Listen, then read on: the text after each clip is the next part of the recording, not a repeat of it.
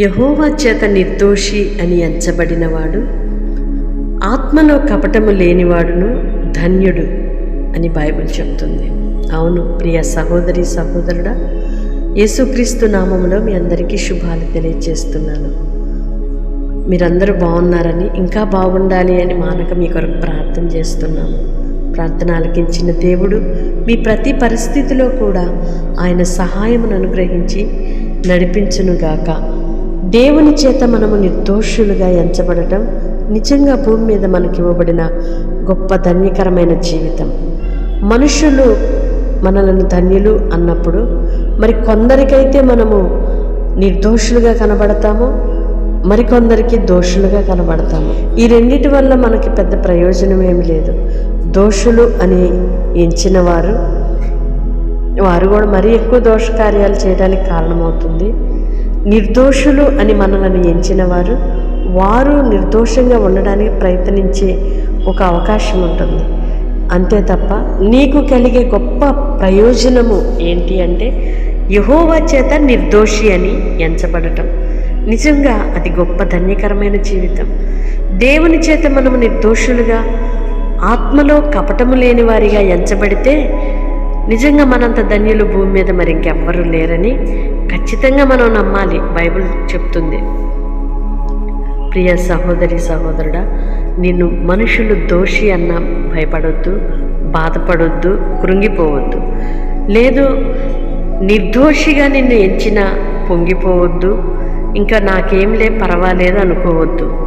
ఈ రెండిటికంటే మరి ముఖ్యంగా దేవుని చేత మనము నిర్దోషులుగా ఎంచబడటానికి ఈ జీవితకాలం అంతా ప్రయాసపడుతూనే ఉండాలి.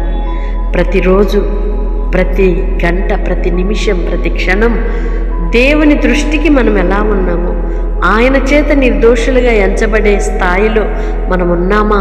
మన భక్తి, మన మాట, మన విశ్వాసం, మన ప్రవర్తన, మన జీవన శైలి దేవుని చేత నిర్దోషులుగా ఎంచబడే స్థితి మనము కలిగి ఉన్నామా అని ప్రతి నిమిషం మనము పరీక్షించుకోవాలి. ఆత్మలో కపటము లేనివారు, మన ఆత్మలో కపటము లేకపోతే నిజంగా మనము ధన్యులం. అనవసరమైన వాటిని మనస్సుల్లో పెట్టుకొని దేవుని దృష్టిలో మనము దోషులుగా ఉండే కంటే వాటన్నిటినీ విడిచిపెడదాము.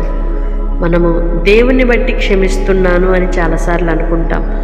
దేవుని బట్టి నేను నా మనసులో వారి మీద ఉన్న బాధను తీసేసుకున్నాను అని కూడా మాట్లాడుతూ ఉంటాం. దేవునిని బట్టి అనే కంటే ముందు నేను నిర్దోషిగా ఉండాలి నా దేవుని ఎదుట, నాకు ప్రయోజనం, నేను ధన్యురాలుగా, నేను ధన్యుడిగా మార్చబడాలి దేవుని దృష్టిలో అనే మనస్సుతో మనము జీవించగలిగితే చాలా మంచిది, చాలా ధన్యత మనకు అనుగ్రహించబడుతుంది దేవుని వలన. కనుక ప్రతి ఒక్కరూ కూడా దేవుని చేత నిర్దోషులుగా ఎంచబడటానికి మనము ప్రయాసపడదాం. దేవుని కృప తోడయుండునుగాక. మనుషులు ఏది అన్నా మనము దేనికి కదిలిపోవద్దు, కృంగిపోవద్దు. సమస్తము చేయు దేవుని చేతిలో మనమున్నాము.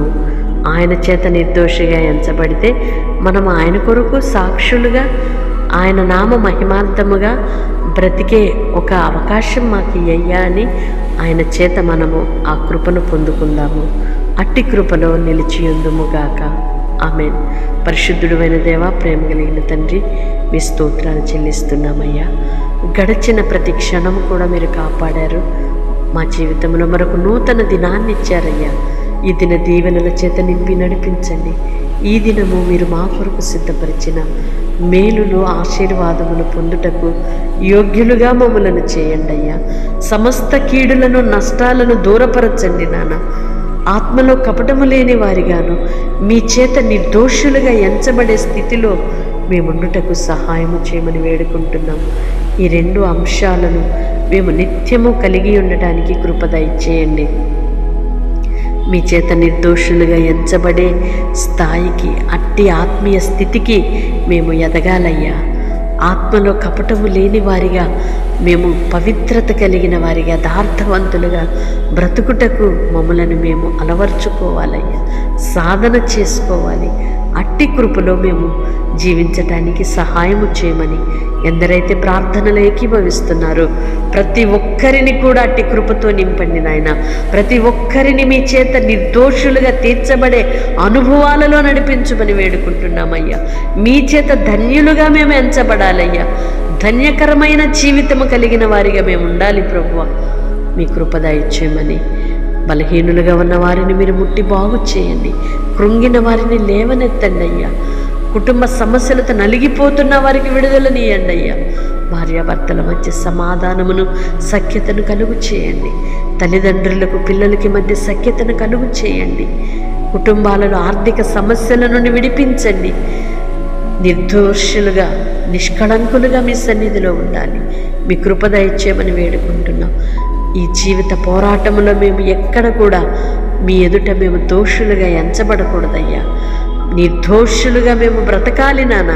అట్టి కృప దయచేయమని మమ్మల్ని మీ చేతులకు అప్పగిస్తూ యేసయ్య నామములో ప్రార్థిస్తున్నాను తండ్రి. ఆమేన్. దేవుని కృప మీకు తోడయుండునుగాక. ఈ దినమంతయు కృపాక్షేమములతో నడిపించబడుదురుగాక.